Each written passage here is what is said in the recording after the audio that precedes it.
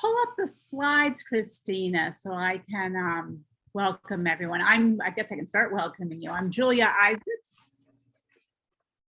Thank you for remembering to do that. And you're at the meeting of 350 Wisconsin. I am one of the co-leads of the team that puts together these monthly meetings. I am joined by Christina and Susan and Kelly tonight. Next slide.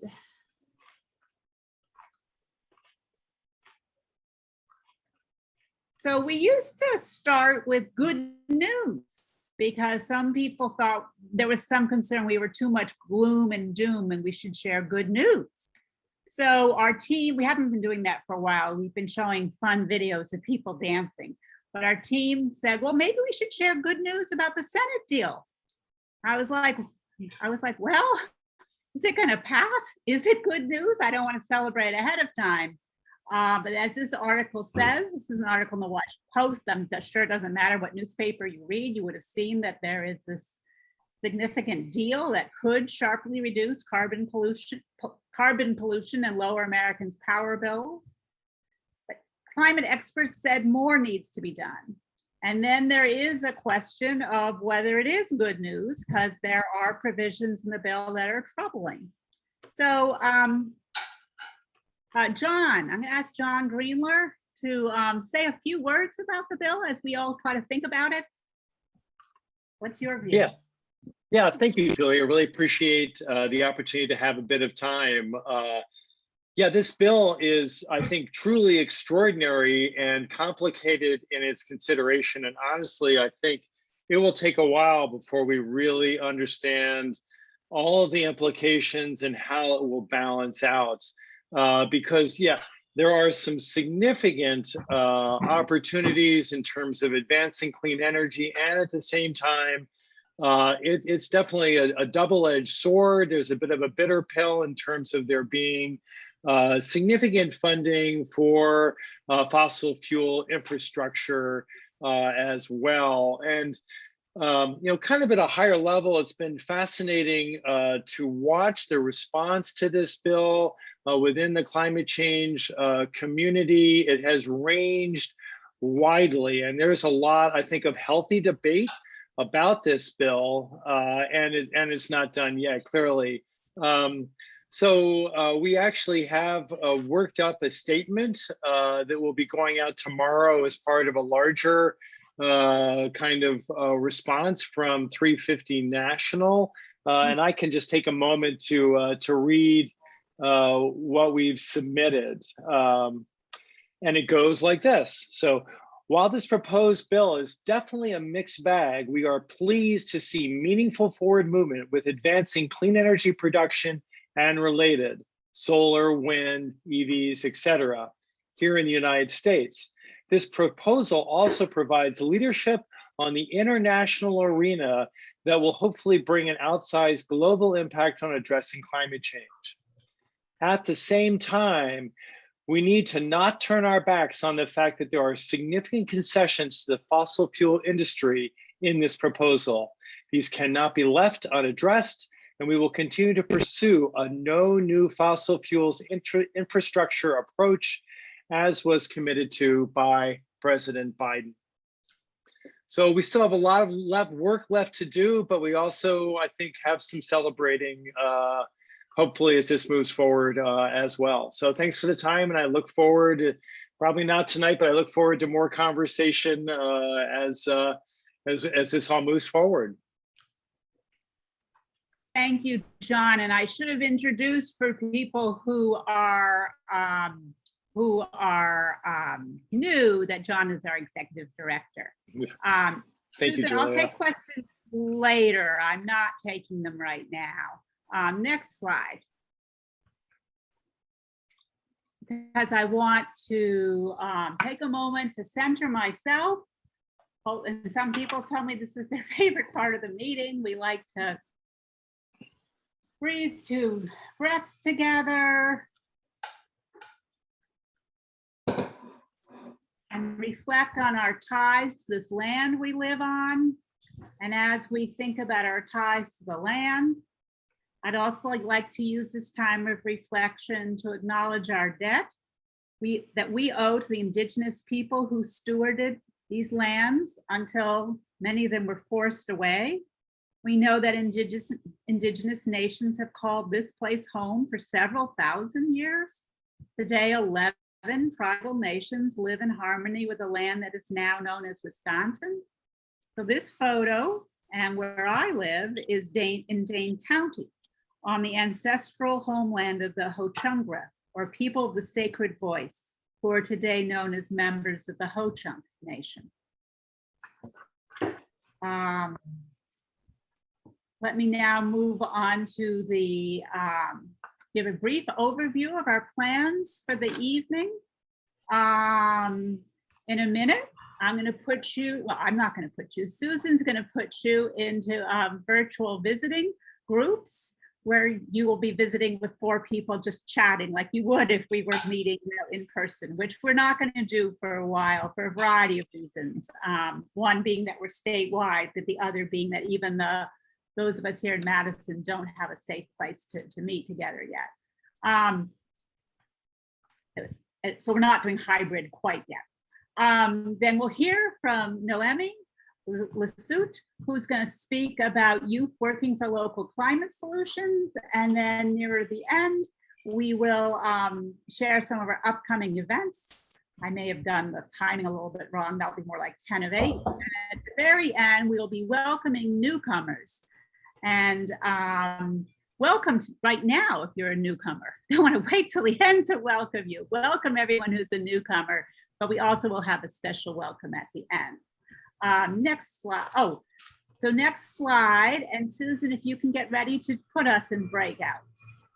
Let me see the slide first. So you will be invited. Susan will be sending you into breakouts and you just click join. And you'll be with 4 other people, 3 to 4 other people, and just to chat. And we suggest you start by sharing your name, how you're involved with 350 Wisconsin. And here's my question for you. What is a place of natural beauty in Wisconsin that you treasure and would like to see enjoyed by future generations? So Susan, are you ready to send us into our breakouts? Please do that.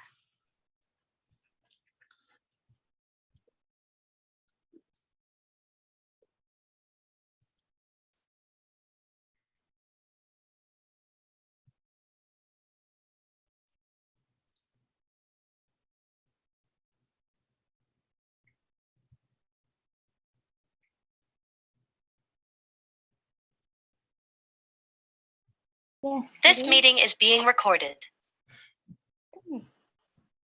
Thank you, Christina, for starting the recording back up. Welcome back, everyone. We don't do this that often, but we just wanted to give you a chance to say hello to people. Hope that was fun and that you met somebody new. I'm going to now turn it over to Kelly to introduce Noemy. So tonight we're lucky to have Noemy Lesieutre as our speaker. Julia and I met her last month at the 350 Wisconsin potluck and pretty much immediately decided that she would be a really great speaker to present on what's happening in the state on youth climate action. So Noemy is a volunteer with 350 already. She's been working with us for quite a while. And she is a very recent graduate of West High School in Madison. And she is the director of the Pursuit of Sunshine. This is an organization whose mission is a youth-based organization whose mission is to build on the power of local change while centering climate justice, intersectionality, and community. So in the last 3 years that they have been around, they have developed a climate justice high school course. They have hosted events, they've created a radio show, led campaigns, and organized a community garden. And most of all, from these high schoolers that have been involved, they've created a network of community leaders. And she's going to talk a little bit about Pursuit of Sunshine and tell us let us know about some other youth climate actions going around the state. It's all yours, Noemy.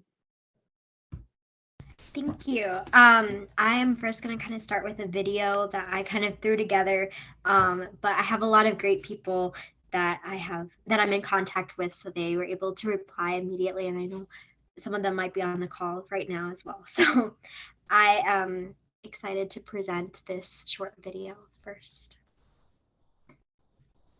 Wonderful. Hello, my name is Maddie Loeffler. I am. Can folks hear the sound? Yes? Yes. Okay, great. I'm originally from Madison, Wisconsin, and I moved to Eau Claire in 2018 for college. I have been a student advocate for climate action and sustainability. Last year, I was the director of the Student Office of Sustainability, which is a student group, a commission of the Student Senate, which advocates for sustainability at the university level. And through that, I was able to work with community members and elected officials and other organizations to advocate for sustainability across the city and the county. And now I am working as the Western organizer with Wisconsin Conservation Voters. So kind of continuing the organizing and the advocacy that I was doing already as a student, and empowering fellow community members to use their voices to advocate for a better future for all of us. Hi, my name is Sophie, and this past year I had the privilege of getting to lead the Madison West High School Green Club. It was really inspirational for me, coming back out of COVID, to have people and see people who were invigorated with the same kind of spirit for the climate movement and for environmental justice and for voting and for our democratic process, as I was. And it was amazing to kind of get those people together and start to form really meaningful connections. We started work with the DYEC, which I can't remember the name of what it stands for at the moment. We met with a representative from the Madison County Board, who is with the climate organizations in Madison, and getting things like transportation and buildings, and all of it has a lot of information about how within the political system climate is managed at the Madison City level. We also spoke with our school board representative, Ali Muldrow, and found out that that there was any money in the budget that was actually going to this very large goal of my dog in the background. This goal of trying to hit 100%, or not 100%, 50% renewable by 2050. And we found that we ended up writing a lot of emails and getting an email campaign going, and that was specifically to Governor Evers to get him to declare a state of emergency. So I was really proud of how our club dealt with all of that, and how our club focused and aligned with less of the stuff that was how our club aligned itself with more of the political system, and getting to know how that works, and getting set up for the future within our political system this year, as well as we had a partnership with an arborist in Middleton, and we planted trees with him, and so it was just a really great year getting back into it after COVID, and I was thrilled to be able to lead the club my senior year, and I'm so excited to see how our club continues to grow, and what we'll be doing next year with these newfound partnerships. So I was really grateful for that. Hi everyone, my name is Felicia, and I organized with my local school group, the McFarland Eco Club, along with the Dane County Youth Environmental Committee. So talking a little bit about what we've been doing this summer is the Eco Club has been working on maintaining a native plant garden that we planted this spring. So we've been watering it, weeding it, taking care of it, and ensuring that it will continue to thrive at our school and present an educational opportunity for future students. And as for the Dane County Youth Environmental Committee, we've been taking a summer recess, but I know that individual members are currently attending protests, working on their own projects, building up their own environmental clubs, and I hope that in the fall, the new leadership team will hit the ground running. What gives me hope about the environmental movement is so many teens and young people are getting involved now, that I have a lot of hope that there can be change in the next decade or so, and significant action from us. So, thank you. Hi, my name is Amy Yao, and I'm currently a rising senior at Memorial. I'm also an organizer at Memorial's Green Club, and right now what gives me hope is seeing young people in different organizations work towards combating climate change.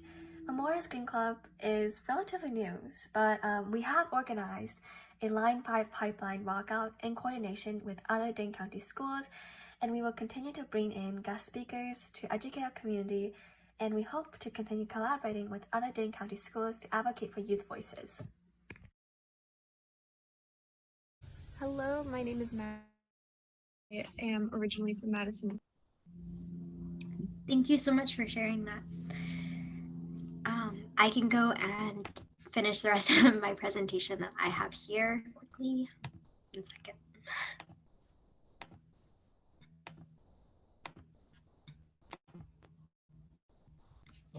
All right, so first off, thank you so much for inviting me to this meeting, as well as everybody who came and everybody who is in the video.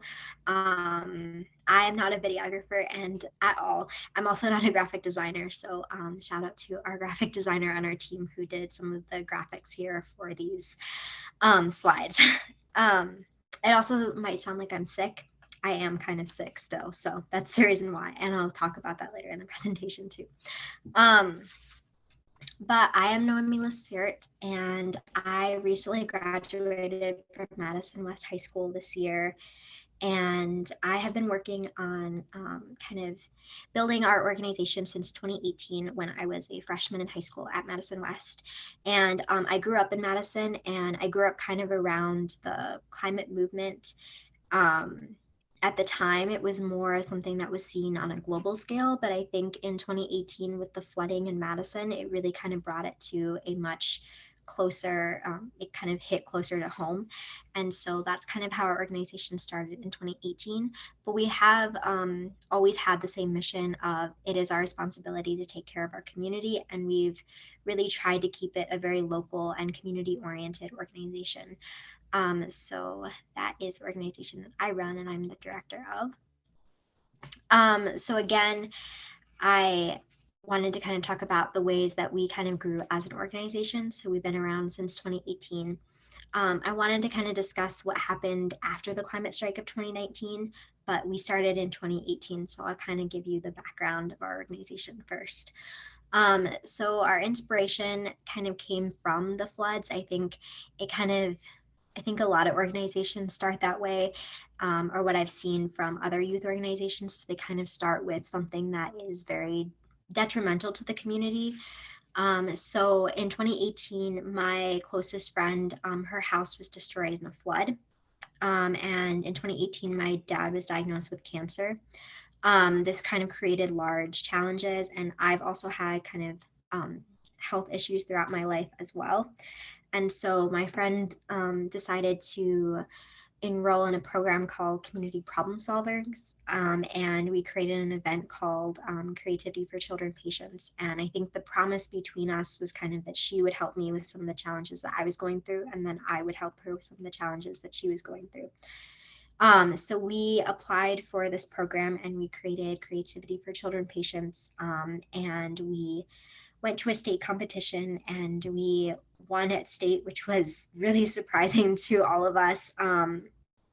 But it kind of started and sparked kind of inspiration. I don't think we're seeing your slides. Are you not? Oh my goodness. I'm seeing the announcement. There we go. That's good. That is so weird. Okay. Yeah, I don't know what happened. Does that work? Yeah, that works. That looks good. Okay. That's so weird. Okay. Yeah, so I guess just kind of like going back, I don't know if you saw these slides, but these were just our other slides that we had. But yeah, so in 2018, that was kind of like when we started our organization, and it was around that time that I just kind of like got more involved in the climate movement. But it was kind of 2019 that we officially kind of joined more into like climate justice and kind of were discussing that more. So in 2019, the climate strike happened, and I know that that's a big part of Madison's history kind of with the climate movement. And that was really just kind of a collection of different organizations coming together. I know 350 Wisconsin was there that day, and I know this because I remember it was kind of a big deal, I think, at our school and for a lot of high schoolers at that time. It was something that I actually really kind of considered going to or not going to, which sounds really weird at this time, but I remember kind of just suddenly having an announcement on the loudspeaker saying that there was going to be a climate strike and that if we wanted to attend, that we should attend. And I think it was kind of that split second decision where we just decided to go. And at that meeting, I remember grabbing like a handful of like Post-it notes right before, and I just started kind of like going up to different people and asking them if they would come to an event. And that event was Flower Fest, which was our 2020 event. It happened in January of 2020, so right before COVID.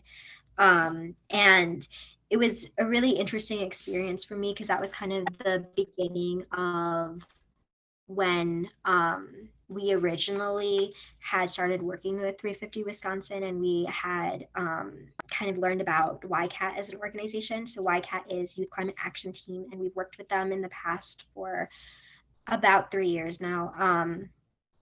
And I know that that was before some of the other climate organizations as well. So Dane County Youth Environmentalist Committee was starting up around that time as well. And Daphne was beginning to kind of work on that organization. And I think that was a time when a lot of organizations, youth climate organizations, kind of just came together. And I guess we were together for the climate, I guess, in some ways.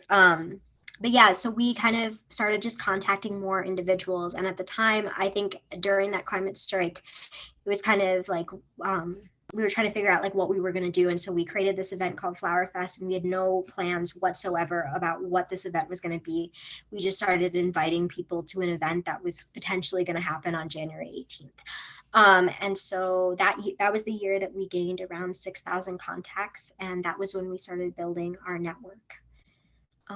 Yeah, and then 2020 was kind of the year when we saw a lot of movements become more intersectional. So on the side here, you can kind of see the photographs here are from Kenichi Una, who is a photographer in Madison, as well as the two paintings here are by Brooklyn Dane, who is a local artist as well and has a lot of murals. She's done a lot of murals for local organizations and businesses. And I think that was kind of the time when our movement we were planning to do more climate strikes, but I think that was the moment when kind of we were able to partner with some of the Black Lives Matter protesters and some of their missions. And that was kind of when we became more intersectional, especially with COVID, especially with seeing how the pandemic was affecting so many different people. And that's when our mission kind of transformed into more food security and food sovereignty. If you can see the graphic kind of on the left side here, that was for our kind of regeneration of our mission, and that was for kind of planting victory gardens against the war on climate change. And that was kind of our way of starting to do more with community gardens. And in the summer of 2020, we started really kind of attending more meetings and over Zoom. And I remember the whole year through 2020 and into 2021, when we were in virtual school, kind of going through different class periods. But then because we were online, kind of transferring in between classes to different Zoom meetings and meeting with more organizers such as Daphne from Dane County Youth Environmentalist Committee. And I remember Zella and Juliana from Youth Climate Action Team. And I think that's when we started really organizing in a more intersectional light, and which kind of became more of organizing for climate justice and not just for environmentalism as a separate entity. And so that was 2020. And as well as I remember in 2020, we also started our community gardens. So we have 4 community gardens at the moment over on the south side of Madison, kind of in the town of Madison area, if you know Madison. And that was really the time when we were able to connect more with our local community and really see the impact of climate change, of other social issues kind of coming together. And yeah. So this is kind of our 2021 was the year when we started on the radio, and it was kind of the spring of 2021 that we first went on air. I remember this because I remember Catherine Pensack had called us around 4 p.m. that day and had just kind of discussed the idea of us having a show, and we met with the business with Devil Radio and the owner of Devil Radio. And that's kind of how we created our show.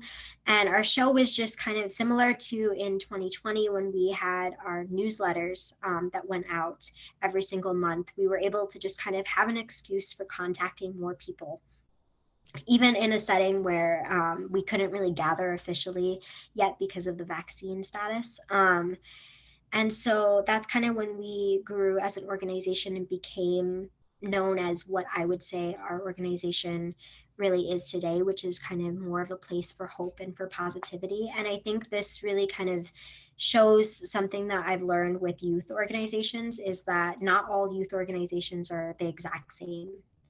I know, like for YCAT, they're very focused on direct actions and fighting for climate justice in that way, versus other organizations that might be interested in passing looking into legislation and policy and figuring out how you can pass referendums. And I know that,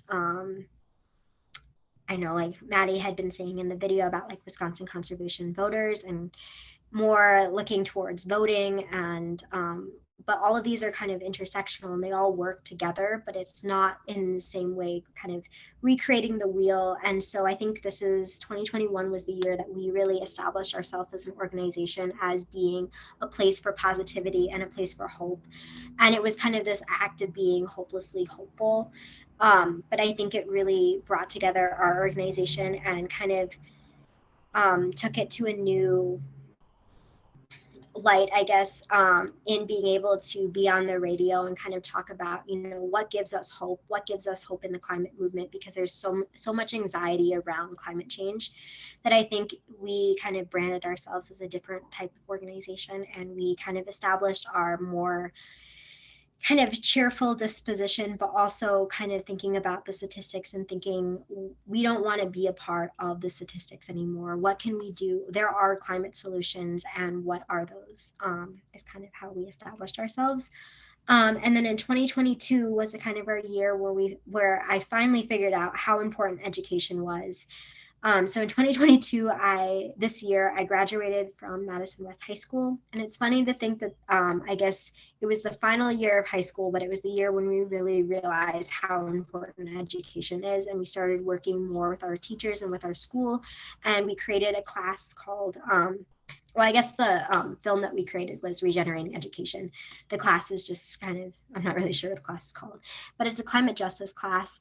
It's project-based, that's interdisciplinary, and it's student directed. So we try to bring in a lot of community members to teach the class and to be able to really interact with the students and bring in their own knowledge. Because again, students are part of the community, and at the end of the day, they go home and they are a part of the community. And, I think it's really about connecting students with both the history of what they're learning and the science of what they're learning, but also with the community that is surrounding them. And so we were able to bring some of our apprentices in to work in our gardens, and we created an apprenticeship where we were able to pay students through the Big Idea Award and the ESSER funding through the school district to do some of the things that they might want to be interested in as a career. So I think really trying to combine kind of how you can bring environmentalism and climate justice into a career path as well. So we did one of the examples of this is our radio show and having the students work behind the scenes. As well as the gardens that we created. And we had students create vertical farming infrastructure, I guess green infrastructure outside. And then a student created a documentary for us that I think is linked on the meeting if you're interested in learning more about that.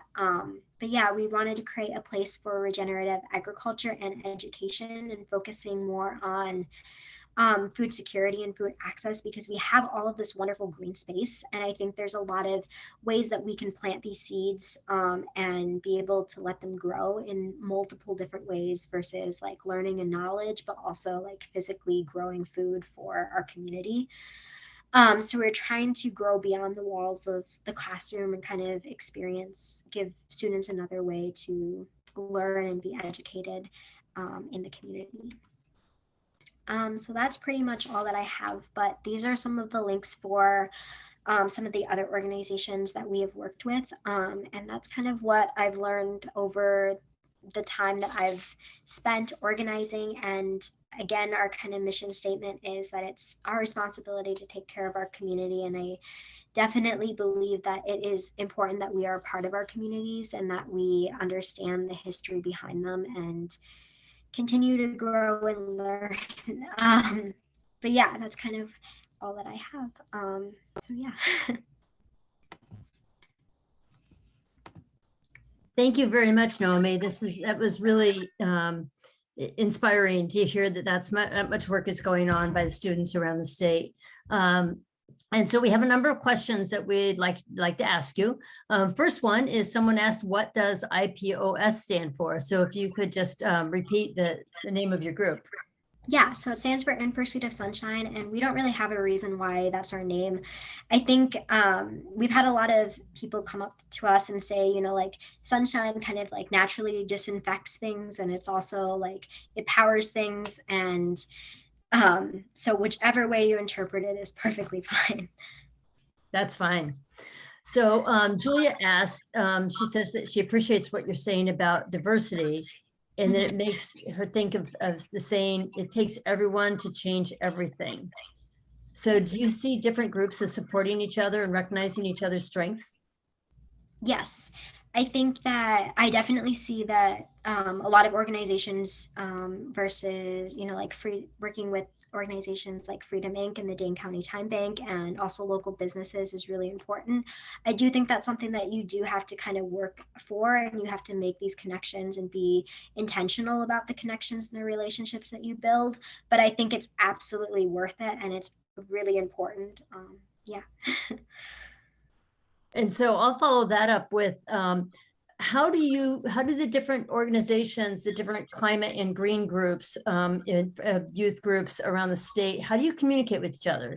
How do you know who else is doing something and what kind of things you're doing?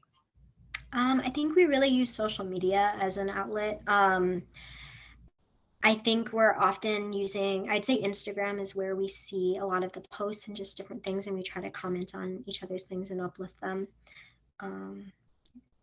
I don't know. I know a lot of the organizers personally, and I think that's something that I'm really proud of for our organization, is having like close relationships with other organizers.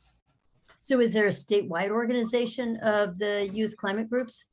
There isn't. A lot of youth climate movements have branches in Madison. I didn't talk about Sunrise Movement, but because I don't know that much about them, but I know that they have a national organization, then they have local organizations, but there's not really one organization that like oversees all youth organizations. Okay, great. And so just to remind folks, if you have a question, then go ahead and put it in the chat and we'll get to that. So there was a question specifically for you. So what do you plan to be doing in college at UW-Madison? Do you have a major selected already? Yeah, so I'm going into nonprofit management, and I'm studying education, and I'm hoping to do some work with the Nelson Institute. Great. So also, do you have experiences that can help us understand how to engage young people, you know, both teens and in early 20s, who are aware of but afraid but not engaged with challenges of the climate change? You know, people who are concerned and really don't know what they can do. I think one way that we really tried to branch out was to institute it into school, because students are already going to school, and that's a place that they naturally are. So I think bringing it into the classroom and having presentations in the classroom in places that students just naturally are was the way that we got students involved, but it is something that I'm still trying to figure out for myself too.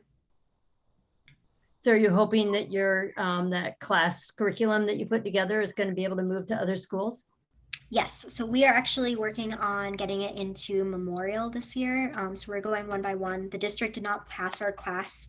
However, we did the independent study and we're reapplying for it to become a class. But we also have apprenticeships and other educational opportunities because again, our goal is to educate students and not necessarily like the class itself. So this question may follow up with the last one is how do you grow your organization and how do youth become members?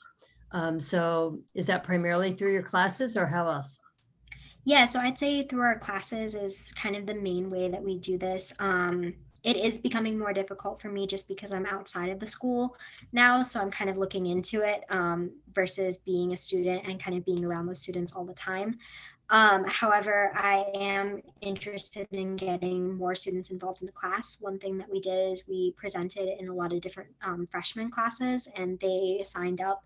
And I think being able to see somebody doing this and kind of coming in and like planting seeds with an organization for a day really allows you to be able to see how solutions can be made.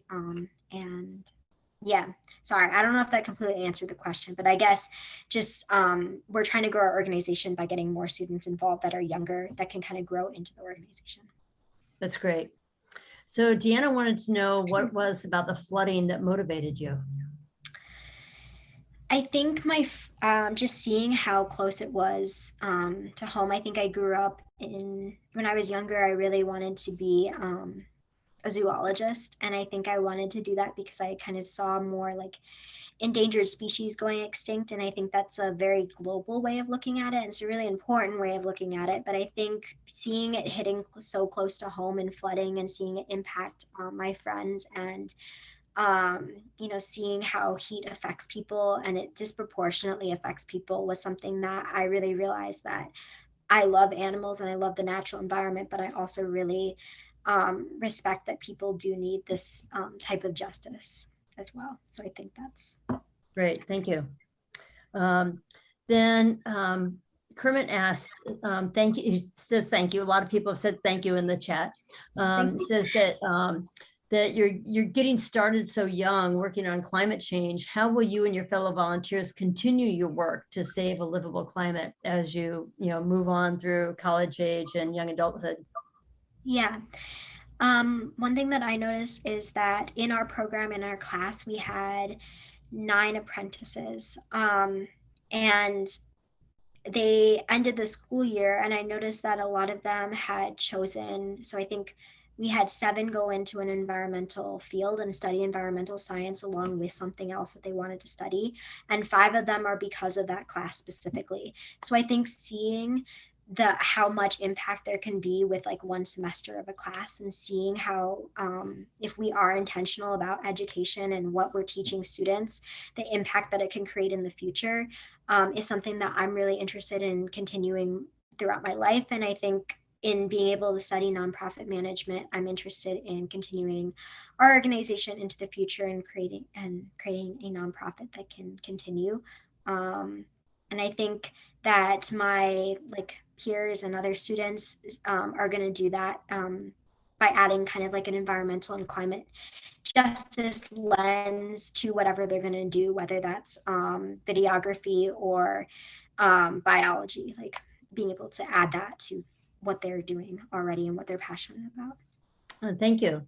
So there's a number of other questions in the chat. And so we're coming to the end of our question time, but just remind people that you can stay on in the breakout room and Noemi will be there in the breakout room. And I also wanted to introduce Maddie, who was in our video. And Maddie, if you could turn on your, or unmute yourself. And do you have anything else that you would like to say kind of in closing to follow up with some of the things that Noemi had to say? Yeah, so big thank you to Noemi. Your work with IPOS and everything you and your network does is so important. So there, yeah, like Noemi said, there's a lot of ways that young people get involved. So my kind of path to where I am now was through 350, and then with UW Divestment Coalition, so a group of college students across the UW system who started working together during COVID because we were all on Zoom, so you can do that. And it really shows how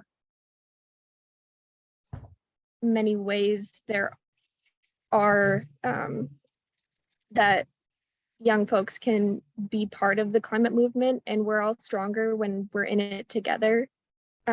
So the network building part is just so huge, because we're not all working individually in our communities, we're linked together through the movement. So yeah, just partnerships are just so crucial. And again, thank you, Noemi, for everything you do. And I think nonprofit management is great for you. Thanks, Maddie. Yeah, thank you both. And so if you can both stay on for the breakouts, then people will have a chance to talk with you further. So we're now going to move into some other updates. And so I'll give it back to Julia.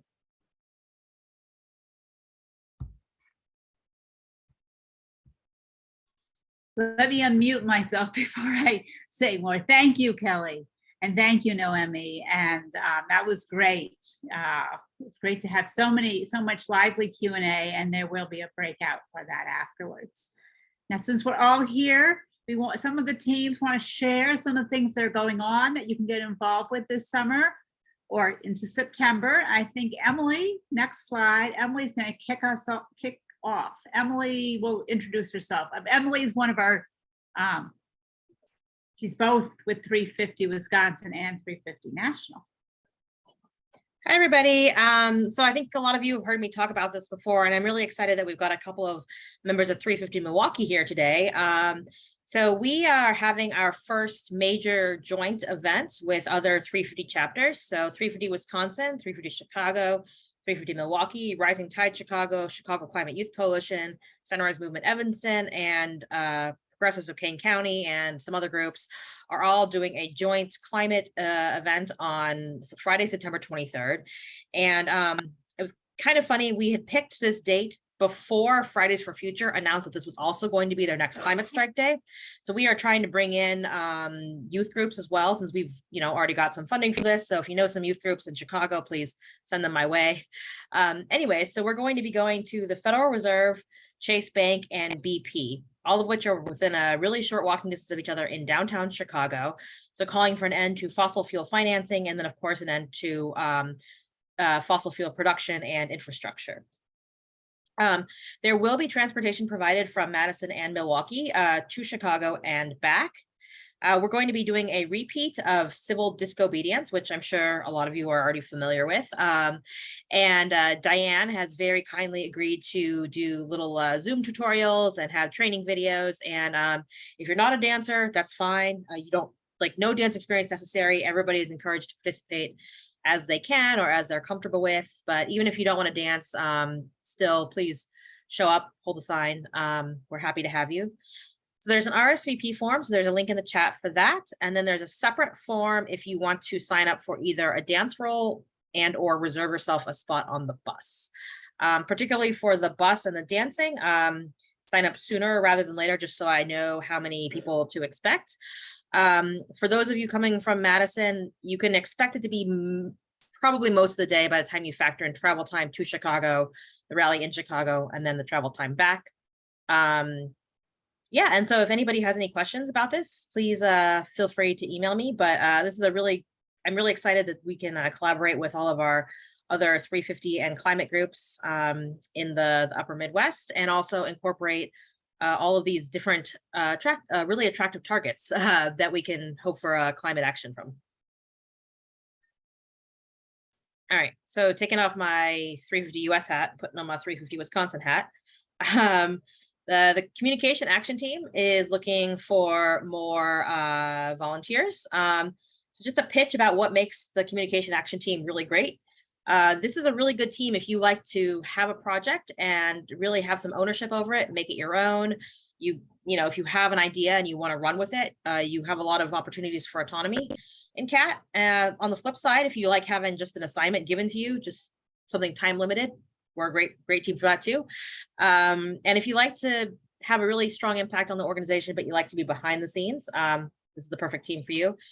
So I would love it if you wanted to email me. I will put my email in the chat after this. We are especially looking for someone to help us out with Instagram, whether that means you take over a day of the week as yours on Instagram, or you just like to make content. That's cool too. If you have any communications related ideas, please also let me know. One other thing, 350 Wisconsin Action. So our 501c4 sister organization that does more political work. We just launched our Facebook and Instagram accounts and Twitter accounts, and those are in the slide right there. So please like us, follow us on those accounts as well. Thank you. Thank you, Emily, for all the hats you wear and all the work you do. Tar Sands team, it must be Phyllis, the co-lead of the Tar Sands team. Hello. Well, the first is big news. The EPA told the Wisconsin DNR, Department of Natural Resources, that it failed to fully review risks of the proposed Enbridge Line 5 expansion. If you want to read more, you can go to tinyurl.com, and this will be put in /WPR-EPA story. And it's a great story, and it should slow things down for sure, that the DNR hears from the federal EPA that their draft environmental impact statement was woefully inadequate. There was almost 200 instances that the EPA pointed out where they did a lousy job. And what we're doing this year is trying to really up the amount of pressure on all the decision makers. The way we do that is tabling, writing letters to the editor, and putting up yard signs. Well, these are three of many ways, but these are the ones we're doing right now. So if you'd like to help with tabling at Willie Street Farmers Market festivals, please contact me. And someone could maybe put in phyllis.hasbrook@350wisconsin.org. And we train you on how to table effectively, and it's really a lot more fun than you probably think it is. And it's very good. I'll get like 60 signatures on a petition in 2 hours. We need letters, and we have a goal of doing 700 signatures on the petition by October 1st. And then we're writing letters to the editor, and our goal is 25 letters submitted before October 1st. And we have ways to help people who feel like they're not good writers, or you know, they are good writers, but they just want to have it checked for accuracy and so on. And we also have a long list of different newspapers you can submit to. It doesn't only have to be the 2 in Madison. And then please do take a yard sign and or phone bank to get people to say they want a yard sign. And you can also then be a courier who takes out a bunch of yard signs and goes to those yards that people said they wanted them and sticks them in. So those are 3 ways that you can help, and I look forward to hearing from you. Thank you. Thank you, Phyllis. Stephanie.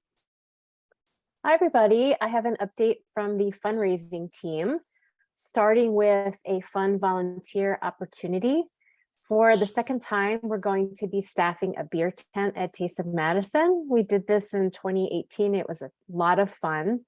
We're looking for people to help us serve beer, take money, and talk to people about 350 Wisconsin. It's a great opportunity for us to raise about $1,000 in one afternoon. And we have 2 shifts between 2 p.m. and 8:30 p.m. So I'm going to put a link in the chat in a few minutes for a Google form where you can sign up if you'd like to join us that day. Or if you just happen to be at the festival, come and give us a tip. So yeah, that's one opportunity. I also just wanted to remind everybody about our Let's Get Together event series. to look for some more information on that in the next few weeks. We had a really great first event at Delta Beer Lab, and it's just a really nice opportunity to build community, meet staff and leadership, and just have some good conversations about climate or whatever else you want to talk about. So that was a lot of fun. And I wanted to thank folks for signing up for the Forward Madison soccer game and Madison Mallard's baseball game. We had a lot of fun at the soccer game. Just a really fun thing that we do with volunteers from Exact Sciences. And then finally, this might seem a little early for our Giving Tuesday event in November, which is always a ton of fun, but it's really a lot of the success of that event is due to the amazing artists that are part of our community. So if you're a maker, a knitter, an artist, and you'd like to help with our auction this year, just a reminder to start thinking about that. We'll be reaching out again soon, but just to get your wheels turning about something creative that you'd like to contribute for that event. And that's it. Thank you, everyone. Hi, should I just jump in? Jump in. Yeah, hi, I'm Tanis Matison. I'm here to talk about a couple of things related to the climate justice team. We are hiring a climate justice organizer, a 75% time position. We're very excited about that. I'll be putting a link in the chat for the Smart Recruiter connection if you know of anyone, or if you might be interested in applying for that position, you can go to that link. And after I'm done putting in all these other links, I'm also going to put in my email address. So if any of the links that I use or put in the chat aren't working, you can just email me and I'll get you the information that you're looking for. The climate justice team meeting, the next meeting is on August 8th at 7 p.m. I'd like to invite anyone who hasn't already joined the team to join us. We are having a standing agenda item the last few months on getting to know and partnering with other social justice organizations. I was inspired to hear Noemy talk about how that's a very important aspect of climate justice work, and we feel the same way. And each of us on the climate justice team are working with and developing relationships with social justice organizations in Madison and around the state. And you can hear about those and talk about other items related to climate justice on August 8th. We will be starting a Me and White Supremacy book discussion group this fall, which I really recommend.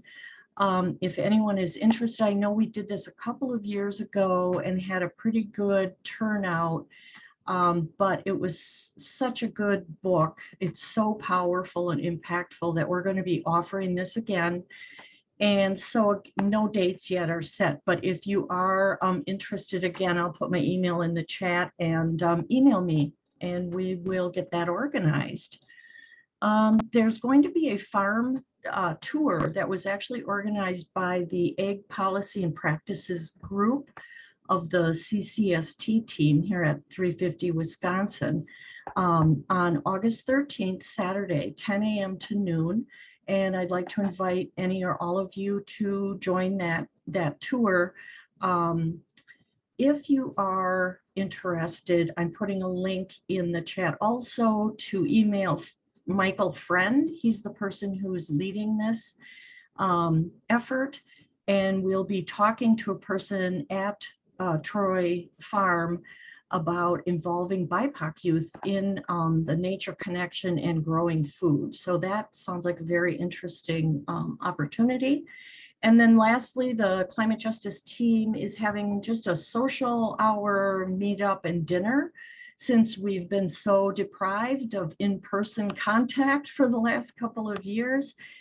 We'd like to get together in person, and that'll be at Baraka, which is at 1210 Willie Street at 6 o'clock. And I'll be, again, finally, I'll say one more time, I'm going to put my email in the chat. So if you have any questions about any of these events, just email me and let me know, and I will get you the information you need. So thank you very much. That's it for climate justice.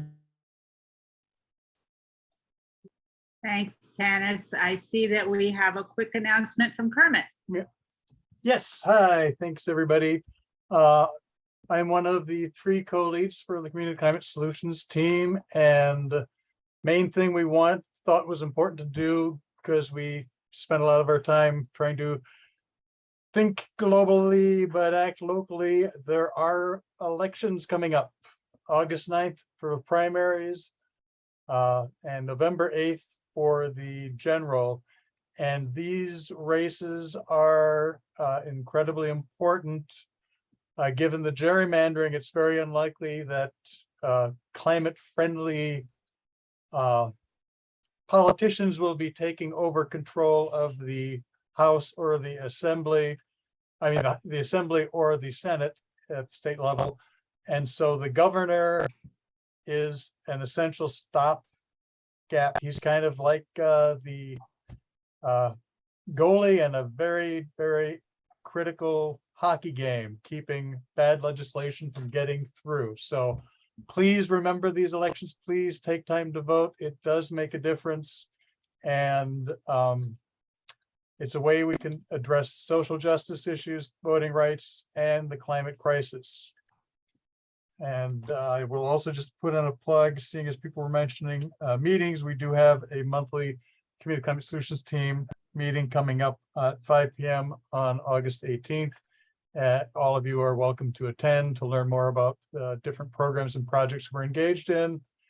And I will also I'm going to drop something else in the chat related to chiming in at the federal level about the legislation for the Inflation Reduction Act that carries the climate action that we wish were more, but are grateful it's as much as it is. So thanks. Thanks, Kermit. So last but not least, we have Nikki presenting on our Volunteer of the Month. Hello. So this month we really want to highlight Dana. Dana, if you could turn your camera on, maybe wave or something. I know she is here tonight. And we just wanted to thank Dana because she joined us in April. So has joined us relatively recently, but she has been helping us as an IT help desk volunteer. She does that professionally at the UW with the knowledge base and the Do It Help Desk Center. So she knows her stuff, and oh my gosh, she has only been here for a couple of months, but this position really is an unsung hero of the organization because Dana was pivotal in helping us transition all of our emails from 350 Madison to 350 Wisconsin, which was much more complicated than we initially thought it would be. And I've been sending people to her when problems arise. She's always ready to go and help people out despite having a busy life and a full-time job and family. And she's so great to work with, so kind and knowledgeable and easygoing. And I think everybody who has interacted with her can vouch for the fact that she is an absolutely incredible volunteer. And we could not do the work we do without being able to have the technology to make it work. So thank you again, Dana. We really, really appreciate it and are really excited to have you on our team and to continue to have you on our team. Thank you. Appreciate person. I'm currently in the bathroom with my toddler, so sorry about that. I'm just trying to make mom and this work. That is awesome. So if you want to learn more about our various teams, we're going to be having our newcomers meeting as well. You can always email me, but at the end of the meeting, if you stay in the main room and you're interested in volunteering, I will connect you with an opportunity that you might be interested in. So feel free to stick around if you're new and want to volunteer with us. Yes, as we wrap up, we put these in the chat. You probably, if you're new, you've figured out we do things by teams. You can contact any team leader. They'd be happy to hear from you. And if you can't keep track of it all, just contact Nikki. There's lots of meetings that happen on Monday nights. You've heard about the tar sands team, the climate justice team, the communication action team, the divest and defund team. All of them would welcome you coming to a meeting and checking them out. And the next slide shows we have lots of teams that meet on nights that are not. Monday nights, the Community Climate Solutions team is the third Thursdays. We have an art collective team, which you contact them. Fundraising, actually, I've got to check if this was still the right date, but you can check with Stephanie. And I'm always happy. We need people with Zoom skills or presentation skills to join the monthly meeting team. Let me just see the next slide. Oh, speaking of monthly meetings, we do have 2 more coming up. We usually meet the first Monday of the month, but because of Labor Day, we'll be meeting September 12th. We have Nada El-Makashfi, who wears many hats. She is one of our new board members, but perhaps of greater renown. She is the Chief of Staff for Representative Francesca Hong, and has done a lot of things on state policy beyond I can't go into without taking more time. And on Monday, October 3rd, we will be hearing from Joe Parisi. Looks like I know I got his name spelled correctly, who is the executive, county executive for Dane County.